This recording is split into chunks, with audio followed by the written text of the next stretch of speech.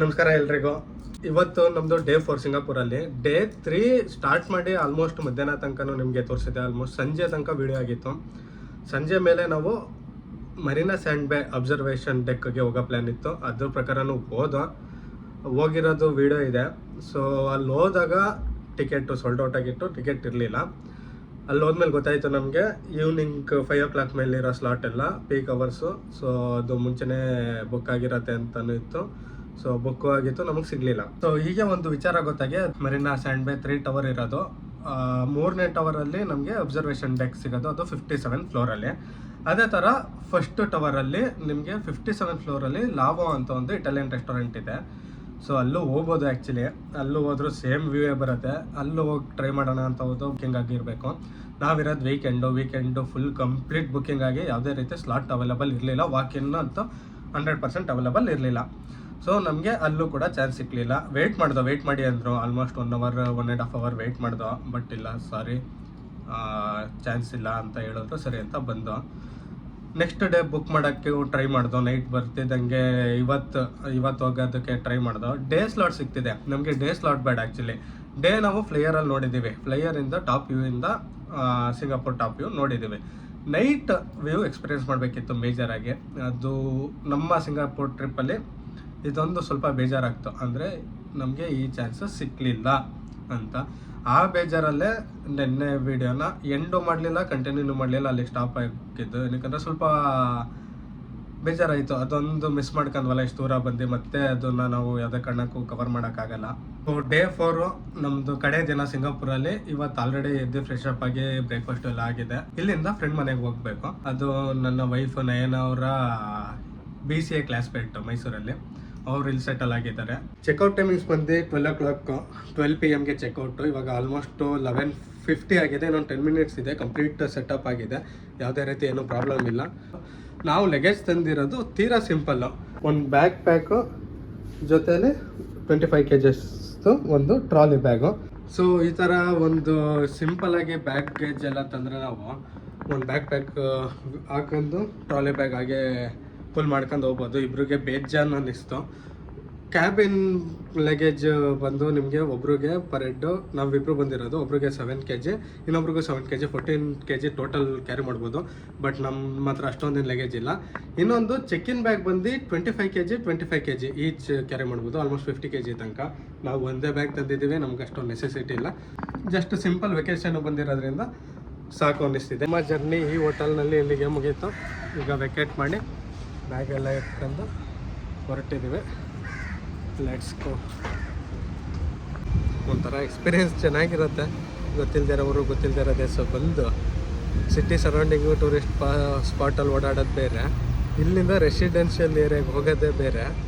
So ಒಂಥರ different feel, excitement ಎಲ್ಲ ಇದೆ. ಮೆಟ್ರೋ ರೂಟ್ ಕಾಣ್ತಿದೆಯಲ್ಲ, ನಾವೀಗ ಇಲ್ಲಿ ಧೋಬಿ ಘಾಟಲ್ಲಿದ್ದೀವಿ.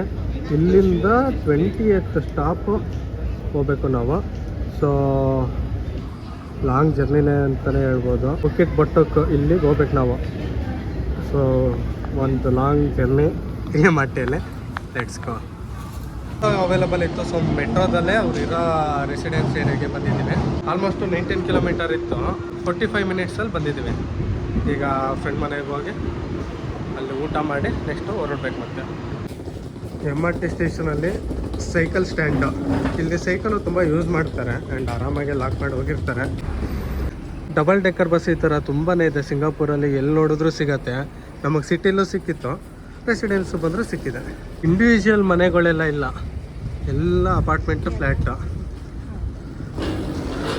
ಈಗ MRTಲಿ ಬರ್ತಾ ನೋಡ್ದು ಮ್ಯಾಕ್ಸಿಮಮ್ ಇದೇ ಥರನೇ ಇರೋದು ಎಲ್ಲ ಕಡೆ. ಬಸ್ ಫೆಸಿಲಿಟಿನೂ ಎಲ್ಲ ಕಡೆ ಇದೆ, ಇಲ್ಲ ಅಂತಲ್ಲ. ಬಟ್ ನಮಗೆ ಕನ್ವೀನಿಯೆಂಟ್ ಆಗಿದೆ MRTನೇ. ಈ ಬಸ್ಸಲ್ಲೂ ನಾವು ಏನು ಕಾರ್ಡ್ ಯೂಸ್ ಮಾಡ್ತೀವಿ MRTಗೆ, ಆ ಕಾರ್ಡೆಲ್ಲ ಯೂಸ್ ಆಗುತ್ತೆ. ಒಂಥರ ಡಿಫ್ರೆಂಟ್ ಎಕ್ಸ್ಪೀರಿಯೆನ್ಸ್ ಆಗ್ತಿದೆ ಇಲ್ಲಿ ಓಡಾಡ್ತಿರೋದು. ಬೇರೆ ಕಂಟ್ರಿಲಿ ಓಡಾಡಿದ್ರೆ ಹೆಂಗೆ ನಾವು ಫಿಲಮಲ್ಲಿ ಬೇರೆ ವ್ಲಾಗಲ್ಲಿ ನೋಡಿರ್ತೀವಿ.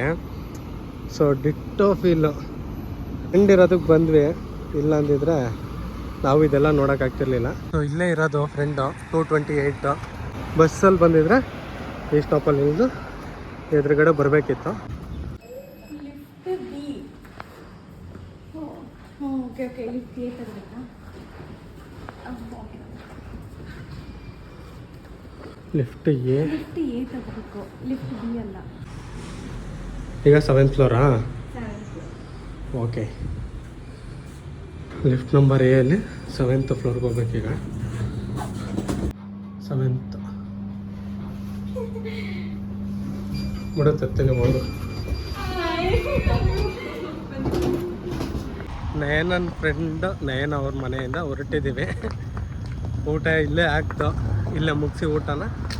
ಈಗ 1 ಸೆಕೆಂಡ್, ಇನ್ನು ಸುಮಾರು ದೂರ ಹೋಗ್ಬೇಕು MRTಯಲ್ಲಿ. ಬಟ್ ಖುಷಿ ಆಯಿತು, ಅಂದರೆ ಬೇರೆ ಕಂಟ್ರಿಲಿ ಬಂದು ಪರಿಚಯದವ್ರ ಮನೆಗೆ ಬಂದು ಊಟ ಮಾಡಿ ಹೋಗೋದು ಒಂಥರ ಡಿಫ್ರೆಂಟ್ ಎಕ್ಸ್ಪೀರಿಯೆನ್ಸು. ಚೆನ್ನಾಗಿತ್ತು. ನಿನಗೆ ಹೆಂಗನ್ನಿಸ್ತು? ಚೆನ್ನಾಗಿ ಅನ್ನಿಸ್ತು. ಆಲ್ಮೋಸ್ಟ್ 9 ಇಯರ್ಸ್ ಆಗಿತ್ತು ಅವಳನ್ನ ಮೀಟ್ ಮಾಡಿ. ಚೆನ್ನಾಗಿ ಅನ್ನಿಸ್ತು. ಊಟನೂ ತುಂಬ ಚೆನ್ನಾಗಿತ್ತು, ಫುಲ್ ಹೆವಿನೇ ಇತ್ತು.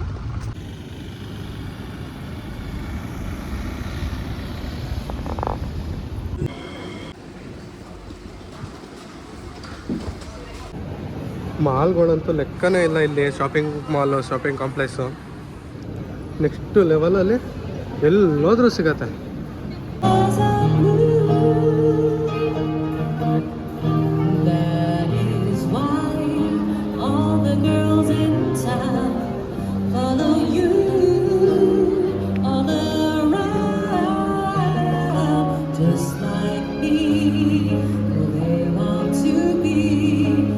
ಒಂದು small update and small changes ತಿಳಿಸ್ತಾ ಇದ್ದೀನಿ. ಏನಂದರೆ ಇವತ್ತು ಬೆಳಿಗ್ಗೆ ಅಂದರೆ 4th ಡೇ ಬೆಳಿಗ್ಗೆ ನಾವು ಚೆಕ್ಔಟ್ ಮಾಡಿ ಫ್ರೆಂಡ್ ಮನೆಗೆ ಹೋಗಿದ್ದು. ಅಲ್ಲಿ ನಾವು ಊಟ ಎಲ್ಲ ಮುಗಿಸಿ ಬಂದು ಸಿಟಿ ಸೆಂಟ್ರ್ ಹತ್ರ ಅಥವಾ ಬಗ್ಗಿ ಸ್ಟ್ರೀಟು ಅಲ್ಲೆಲ್ಲರೂ ಒಂದು ಕ್ಯಾಪ್ಸೂಲ್ ಸ್ಟೇ ಮಾಡಬೇಕು ಅಂತ ನಾವು ಅಂದ್ಕೊಂಡಿದ್ದು. ಅದೇ ಥರ ಹೋಗಿ ಸರ್ಚ್ ಮಾಡಿದೆ, ಎಲ್ಲೋ ನಮಗೆ ಸ್ಯಾಟಿಸ್ಫ್ಯಾಕ್ಷನ್ ಆಗಲಿಲ್ಲ. ಏನಕ್ಕೆ ಆ ಥರ ಮಾಡಿದ್ದು ಅಂದರೆ ನಾವು ಆ್ಯಕ್ಚುಲಿ ಒಂದು ಎಕ್ಸ್ಪೀರಿಯೆನ್ಸ್ ಮಾಡಬೇಕು, ಅದೊಂದು ಸ್ಟೇ ಅಂತ ಕಾನ್ಸೆಪ್ಟ್ ಇತ್ತು ನಮ್ಮದು. ಬಟ್ ಹೋಗಿ ಹುಡುಕ್ತೋ, ಆನ್ಲೈನಲ್ಲಿ ಮುಂಚೆನೇ ಇಂಡಿಯಾದಲ್ಲಿದ್ದಾಗ ಹುಡುಕಿದ್ದೋ. ಬಟ್ ಇಲ್ಲಿ ಬಂದಾಗ ರಿಯಲ್ ಆಗಿ ನೋಡಿ ಮಾಡ್ಕೊಳ್ಳೋಣ ಅನ್ನೋ ಕಾನ್ಸೆಪ್ಟಲ್ಲಿ ಬಂದು ನೋಡ್ದೋ, ಎಲ್ಲ ಸ್ಯಾಟಿಸ್ಫ್ಯಾಕ್ಷನ್ ಆಗಲಿಲ್ಲ. ಸೊ ಒನ್ಸೆಗೆ 3 nights 4 days ಎಲ್ಲಿ ಸ್ಟೇ ಆಗಿದ್ದೋ, ಮತ್ತು ಅಲ್ಲೇ 1 night ಸ್ಟೇ ಆಗಿ ನೆಕ್ಸ್ಟ್ ಡೇ ಅರ್ಲಿ ಮಾರ್ನಿಂಗ್ ನಾವು ಏರ್ಪೋರ್ಟ್ಗೆ ಹೋಗಬೇಕು. ಸೊ ಸೇಮ್ ಹೋಟೆಲ್ ಬಂದಿದ್ದೀವಿ. ಈಗ ಅಲ್ಲಿ ಹೋಗಿ ಚೆಕ್ ಇನ್ ಪ್ರೊಸೆಸ್ ಮಾಡೋಣ. So yes, Penta hotel. ನಮಸ್ಕಾರ ಎಲ್ರಿಗೂ. ಇವತ್ತು ಡೇ 5 ನಮ್ಮದು ಸಿಂಗಾಪುರಲ್ಲಿ. ಆ್ಯಂಡ್ ಇವತ್ತು ಆ್ಯಕ್ಚುಲಿ ಅರ್ಲಿ ಮಾರ್ನಿಂಗ್ 2:30ಗೆ ವೀಡಿಯೋ ಮಾಡ್ತಾ ಇರೋದು. ಅರ್ಲಿ ಮಾರ್ನಿಂಗ್ ಏನಕ್ಕೆ ವೀಡಿಯೋ ಮಾಡ್ತಾ ಇದ್ದೀವಿ ಅಂದರೆ ನಾವು ಇಂಡಿಯಾಗೆ ವಾಪಸ್ ಹೊರಟಿದ್ದೀವಿ ಮೈಸೂರಿಗೆ. ಸೊ ನಮ್ಮ ಫ್ಲೈಟು ಮಾರ್ನಿಂಗ್ 9 o'clock 9:15 ನಂಗಿರೋದು. ಬಟ್ ಈಗ ಕ್ಯಾಬ್ ಬುಕ್ ಮಾಡಿದ್ದೀವಿ, ಕ್ಯಾಬ್ ಬರೋದಕ್ಕೆ ವೆಯ್ಟ್ ಮಾಡ್ತಾ ಇದ್ದೀವಿ. ಮೈಸೂರಿಂದ ಇಲ್ಲಿಗೆ ಬರಬೇಕಾದ್ರೆ ಸಿಂಗಾಪುರ್ಗೆ ಬೆಂಗಳೂರಲ್ಲಿ ಏರ್ಪೋರ್ಟಲ್ಲಿ ಯಾವುದೇ ರೀತಿ ಪ್ರಾಬ್ಲಮ್ ಆಗಲಿಲ್ಲ, ಇಮಿಗ್ರೇಷನಲ್ಲಿ ಯಾವುದೇ ರೀತಿ ತೊಂದರೆ ಆಗೋದು ಬೇಡ ಅಂತ ಬೇಗನೆ ಹೊರಟಿದ್ದೀವಿ. ಇಲ್ಲಿಗೆ ನಮ್ಮ ಸಿಂಗಾಪುರ್ ಜರ್ನಿ ಎಂಡ್ ಆಗ್ತಿದೆ. ಇಲ್ಲಿ ತನಕ ಯಾರೆಲ್ಲ ವೀಡಿಯೋ ನೋಡಿದ್ದೀರಾ ಎಲ್ಲರಿಗೂ ಥ್ಯಾಂಕ್ ಯು ಅಂತ. ಇಲ್ಲಿಗೆ ನಮ್ಮ ಸಿಂಗಾಪುರ್ ಸೀರೀಸ್ ಮುಗಿಸ್ತಾ ಇದ್ದೀವಿ. Thank you. Changi airport terminal 2 ಇಲ್ಲಿ ಡಿಪಾರ್ಚರ್ ಅಂತ ಕಾಣ್ತಿದೆಯಲ್ಲ, ಇಲ್ಲೇ ನಾವು ಮುಂದೆ ಹೋಗಬೇಕು. ಇಮಿಗ್ರೇಷನ್ ಬಂದು ಆಟೋಮೇಟೆಡ್ ಇಮಿಗ್ರೇಷನು. ಅಲ್ಲೆಲ್ಲ ಮಿಷಿನ್ ಕಾಣ್ತಿದೆಯಲ್ಲ, ಅಲ್ಲೇ ಆಟೋಮೇಟೆಡ್ ಇಮಿಗ್ರೇಷನ್ ಸಿಸ್ಟಮ್ ಇದೆ. ಅಲ್ಲಿ ನಾವು ಇಮಿಗ್ರೇಷನ್ ಮುಗಿಸ್ಕೊಂಡು ಹೋಗಬೇಕು. ಸಿಂಗಾಪುರ ಬಂದಾಗಲೂ ಅಷ್ಟೇ ಆಟೋಮೇಟೆಡ್ ಮಿಷಿನ್ ಇದ್ದಿದ್ದು.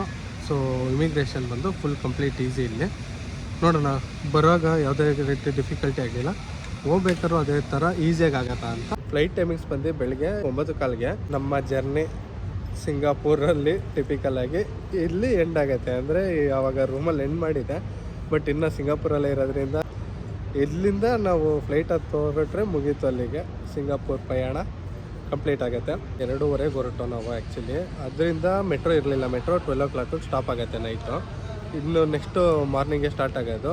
ನಾವು A to Z MRTಲಿ ಓಡಾಡಿದ್ದು ಒಂದೇ ಒಂದು ಸಲ ಮಾತ್ರ ಬಸ್ಸಲ್ಲಿ ಓಡಾಡಿದ್ದು, ಅದು ಕೂಡ ನಿಮಗೆ ಆಲ್ರೆಡಿ ನೋಡಿದ್ದೀರಾ. So MRT is the best option. Complete ಎಲ್ಲೇ ಹೋದ್ರೂ ನಿಮಗೆ MRT ಸಿಗುತ್ತೆ. ಇದ್ದಿದ್ದು ಲಿಟಲ್ ಇಂಡಿಯಾ ಅನ್ನೋ ಲೊಕ್ಯಾಲಿಟಿಲಿ. ಕಂಪ್ಲೀಟ್ ಸಿಂಗಾಪುರ್ ಟ್ರಿಪ್ಪಲ್ಲಿ ನಮಗೆ ಊಟ ತಿಂಡಿ ಎಲ್ಲೂ ಪ್ರಾಬ್ಲಮ್ ಆಗಲಿಲ್ಲ. ಅದು ಬಿಟ್ಟರೆ ಟ್ರಾವೆಲ್ಗೂ ಪ್ರಾಬ್ಲಮ್ ಆಗಲಿಲ್ಲ. ರೂಮ್ ಅದ್ದೂರಾಗಿತ್ತು. ಆಮೇಲೆ ಎವ್ರಿ ಡೇ ಅವರು ಕ್ಲೀನ್ ಮಾಡ್ತಿದ್ರು. ಅಂದರೆ ಬೆಡ್ ಸ್ಪ್ರೆಡ್ ಚೇಂಜ್ ಮಾಡ್ತಿದ್ರು, ಟವಲ್ ಚೇಂಜ್ ಮಾಡ್ತಿದ್ರು, ಆಮೇಲೆ ಸ್ಯಾನಿಟರಿ ಚೇಂಜ್ ಮಾಡ್ತಿದ್ರು. ಸೊ ರೂಮ್ ಕ್ಲೀನು 100% ಡೈಲಿ ಇರುತ್ತೆ. ಆಮೇಲೆ ರೂಮ್ ಬುಕ್ಕಿಂಗ್ ಮಾಡಿದ್ದು ನಾವು ಅಗೋಡಾ ಆ್ಯಪಲ್ಲಿ ನಾವು ರೂಮ್ ಬುಕ್ಕಿಂಗು ಮಾಡಿದ್ದು, ಫ್ಲೈಟ್ ಬುಕ್ಕಿಂಗು ಮಾಡಿದ್ದು. ಬೇಕಂದರೆ ಅದು ನೀವು ಯಾರು ಕಮೆಂಟ್ ಮಾಡಿದ್ರೆ ಪ್ರೋಸೆಸ್ ತಿಳಿಸ್ಕೊಡ್ತೀವಿ. ಸಿಂಗಾಪುರ್ಗೆ ಯಾರು ಫ್ಯೂಚರಲ್ಲಿ ಬರಬೇಕು ಅಂತ ಇರೋರು ಏನೇ ಡೌಟ್ ಇದ್ರೂ ನಮಗೆ ಕಮೆಂಟಲ್ಲಿ ಕಮೆಂಟ್ ಮಾಡಿ, ನಾವು ಅದಕ್ಕೆ ರೆಸ್ಪಾನ್ಸ್ ಮಾಡೇ ಮಾಡ್ತೀವಿ. ಅಥವಾ ಇನ್ಸ್ಟಾಗ್ರಾಮ್ ID ಕೂಡ ಹಾಕಿರ್ತೀವಿ, ಇನ್ಸ್ಟಾಗ್ರಾಮಲ್ಲಿ DM ಕೂಡ ಮಾಡಿ, ಡೈರೆಕ್ಟ್ ಮೆಸೇಜು ಅದರಲ್ಲಿ ಕೂಡ ರೆಸ್ಪಾನ್ಸ್ ಮಾಡಿ. ನಮ್ಮ ಎಕ್ಸ್ಪೀರಿಯೆನ್ಸ್ ಏನಾಯಿತು, ನಮಗೇನೇನು ಗೊತ್ತಿದೆ ಅದನ್ನೆಲ್ಲ ನಿಮಗೂ ಕೂಡ ಶೇರ್ ಮಾಡಿ, ಅದ್ರ ಬಗ್ಗೆ ಗೈಡ್ ಮಾಡಿ ಹೆಲ್ಪ್ ಮಾಡ್ತೀವಿ. ಸೊ ಇಷ್ಟನ್ನು ಹೇಳ್ತಾ ಇಲ್ಲಿಗೆ ಈ ವಿಡಿಯೋನ ಏನು ಮಾಡ್ತಾಯಿದ್ದೀವಿ. Thank you so much. ಮತ್ತು ಮುಂದಿನ ವಿಡಿಯೋದಲ್ಲಿ ಸಿಗೋಣ. Bye guys.